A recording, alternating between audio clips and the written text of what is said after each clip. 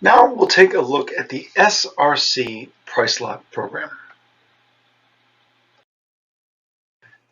DOE created the SRC Price Lock Program with the intention of jump-starting the SRC market on the supply side to ensure that there would be a supply of high-impact SRCs available for purchase by projects which chose to meet their regulatory requirements off-site. The Price Lock Program gives developers of green infrastructure projects, also called aggregators, some certainty that they would be able to sell the SRCs generated by their project if they were not initially purchased in the SRC marketplace. So to this end, the Price Lock Program offers aggregators two routes to sell their SRCs. The first is in the marketplace with a price subsidy, which ensures they can be competitively priced, or they can be sold directly to DOE at fixed prices. A final detail that is important to know is that the Price Lock Program is open only to new, voluntarily constructed green infrastructure projects located in the MS4 sewer system.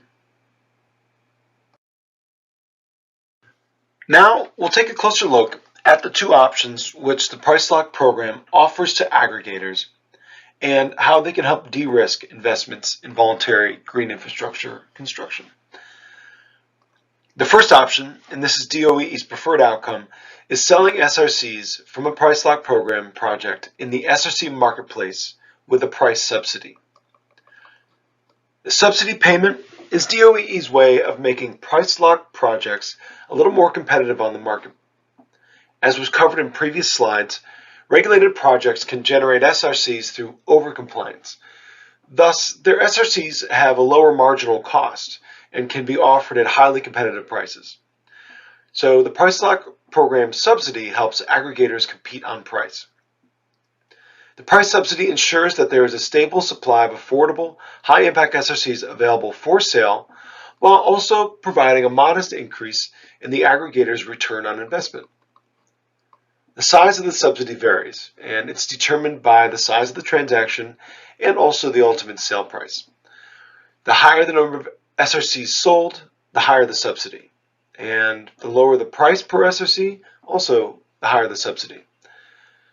Finally, and this is an important takeaway, market sales help participants build customer bases and relationships that can help increase long-term sales and earnings. The second option is selling their SRCs to DOE with a purchase agreement.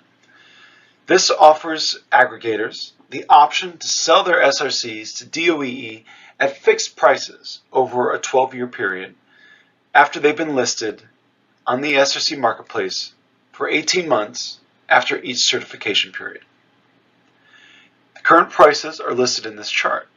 As you'll note, prices are higher in years 1 through 6, with the purpose of helping aggregators cover their costs of construction.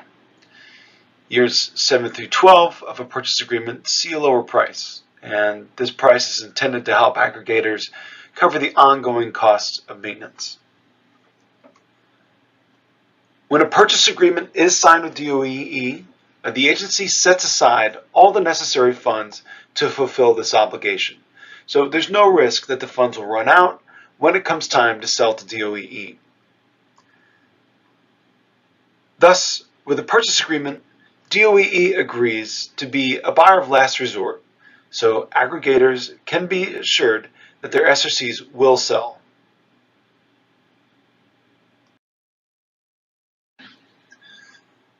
Let's look at a diagram to drive home the concepts we covered in the last few slides. At the center of the Price Lock Program are SRC aggregators. These entities develop green infrastructure projects for the purpose of generating SRCs for sale. So aggregators seek out funding sources or use their own capital to finance the construction of projects. Aggregators then identify landowners who are in need of stormwater management. Aggregators will fund the construction of green infrastructure on these landowners' property.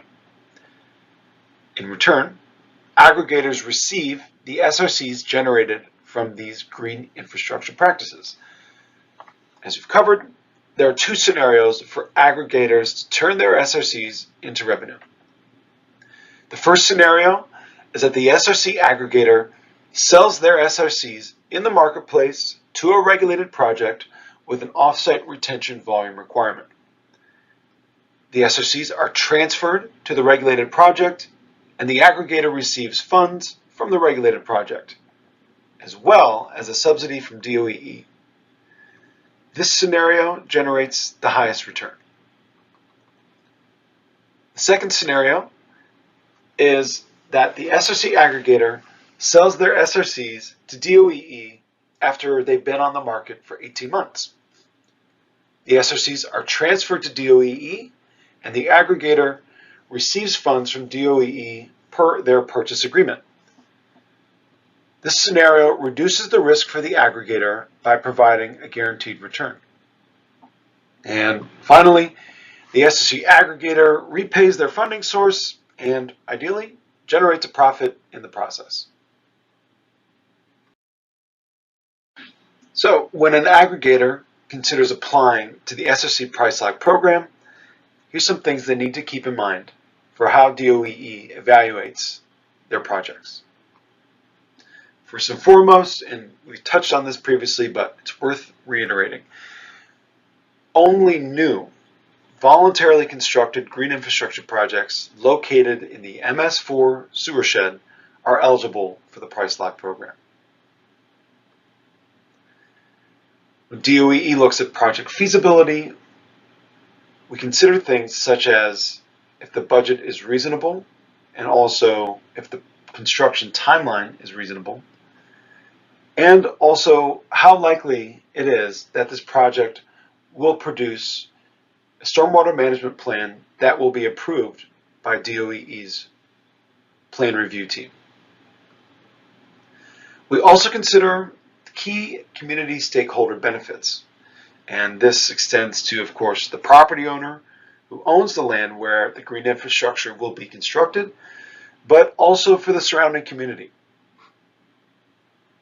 And we do also factor in additional environmental co-benefits of perhaps shading that this project will offer to the surrounding community, or if it will help beautify the surrounding area.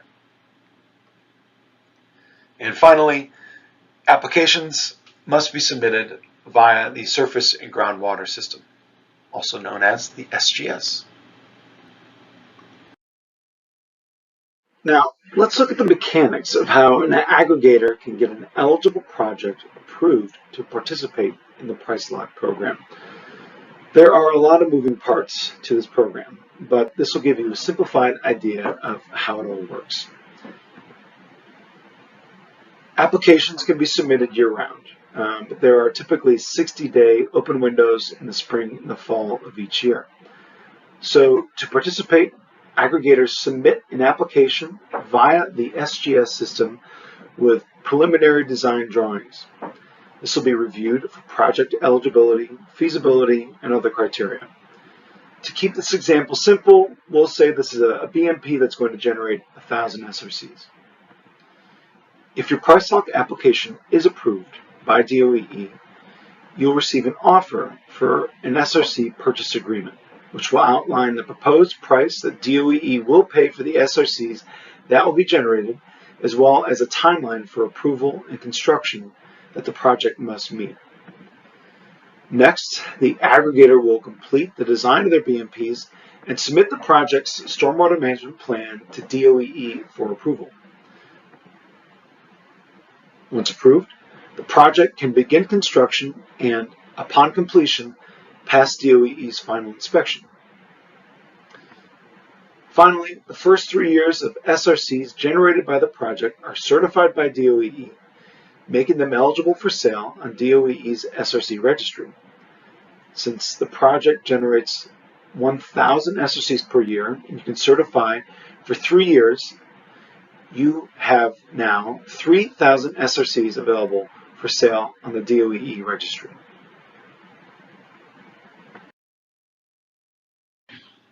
DOE has a series of resources available on the website doee.dc.gov/SRC for those interested in learning more about the Price Lock Program. Some of these resources include a program guide, so you can learn more just about how everything functions, important dates to keep in mind for applications, as well as a payment calculator for subsidized market sales, so you can run the numbers yourself and see if a project makes sense.